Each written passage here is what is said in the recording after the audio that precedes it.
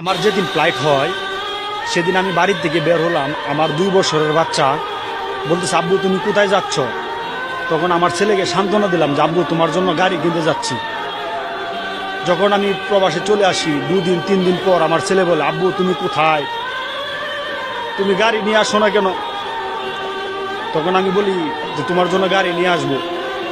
তখন আমার ছেলে বলে কি জানেন, আব্বু আমার অনেক গাড়ি আছে, আব্বু তুমি চলে আসো, আমার গাড়ি লাগবে না। আসলে ভাই, প্রবাসের মাটিতে আমরা যারা প্রবাসী 2 বছর 3 বছর 5 বছরের বাচ্চা যখন রেখে আসি, যখন বাচ্চারা বলে যে আব্বু ফোন থেকে বেরো, তুমি আসো না কেন,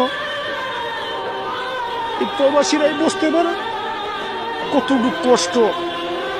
তার বাচ্চা যখন বলে তুমি ফোন থেকে বের হয়ে আসো, আসলে ভাই আমরা যারা প্রবাসী 3 বছর 4 বছরের বাচ্চা রেখে আসছি প্রবাসে, একমাত্র তারাই অনুভব করতে পারে ভাই কতটুকু চাপ।